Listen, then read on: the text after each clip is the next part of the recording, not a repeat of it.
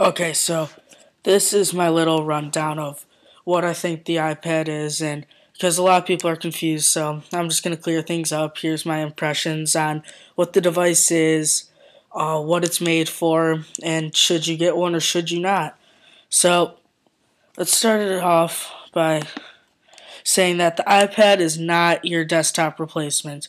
It's made for the multimedia user, someone who needs to watch their videos, their pictures, listen to their music, play some of the new SDK apps that are going to be coming out.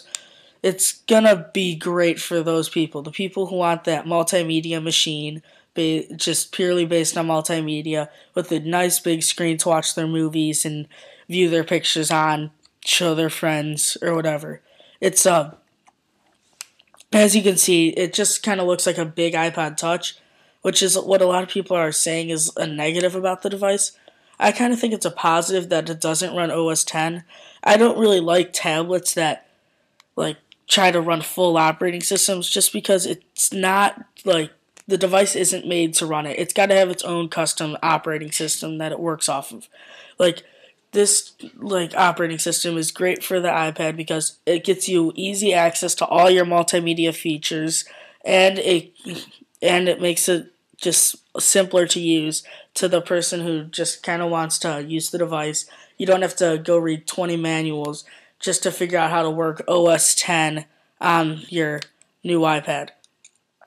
Speaking of which, the new A4 chip inside the iPad is very powerful at 1 gigahertz, and it's an ultra low voltage processor. This is going to save a ton of battery life. With 10 hours of web browsing, that's a pretty insane number. I have a MacBook Pro, and I get about 7 hours, and this thing's about twice as thick as the iPad, and I get 7 hours of web browsing. Given that it's a laptop computer and it's powerful, it's still pretty crazy that this thing gets 10 hours and just on one charge. There's a ton of good features on the new Apple iPad, like the e-reader, and then the ability to have iWork applications. Plus, they also put a new email application and a new photo viewing application. Plus, they're going to be adding a lot more apps to the App Store with the new SDK.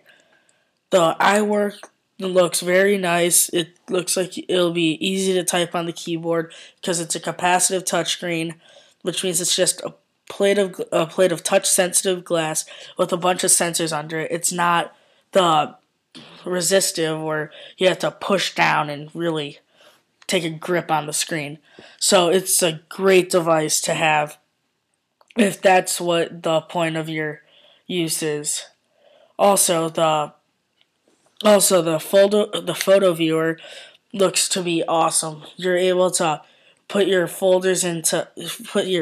pictures into folders and kind of just view them shortly and just kind of show your friends or whatever. And it's the ultimate multimedia device. The YouTube player on a 10-inch screen, the iBook store, the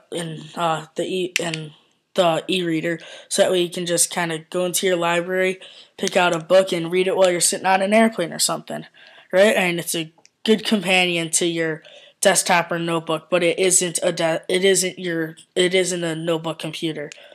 Also, the new email application will be able to be a lot more powerful than the one on the iPod Touch. Plus, the processor on this is a lot faster, so you'll be able to do everything faster than you ever could on an iPod Touch or iPhone.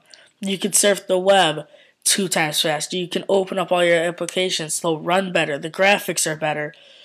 It's just going to be phenomenal to use. And like they're saying in that in the iPad video, it feels amazing to hold the internet in your hands. So the iPad comes in a bunch of gigabyte models. Comes in 16, 32, and 64. Like I said, this isn't your notebook replacement because 64 gigabytes is really not that much for what people use today, with notebooks ranging from 160 gigabytes to a terabyte in their hard drives. So watch for those, and 16 gigabytes just isn't enough. So if you're gonna get one, I'd go with the 32 or the 64 if you have the money to splash on it.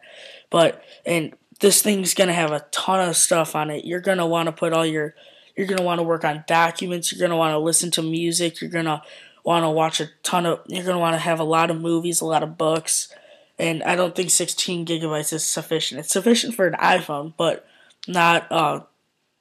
It's not the iPad.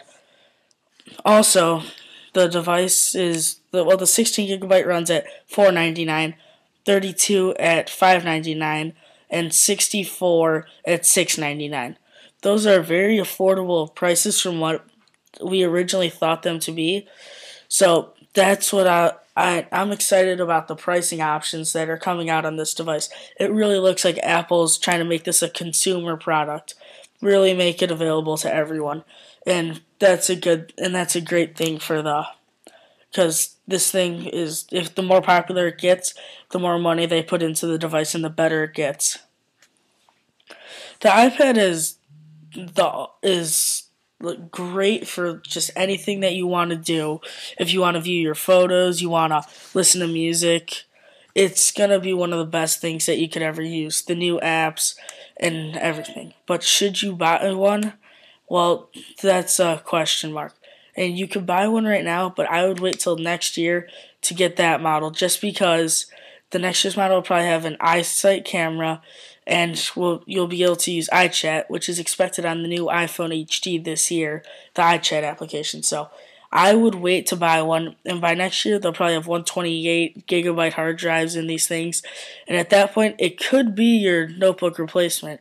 And for what they're doing with the software on the iPhone and this thing and the iPod Touch, I think this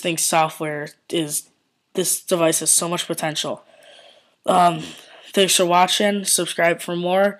We'll have more on the iPad, and hopefully maybe I can get a review model out there.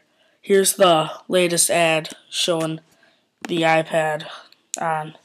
It was a Super Bowl commercial. Oh.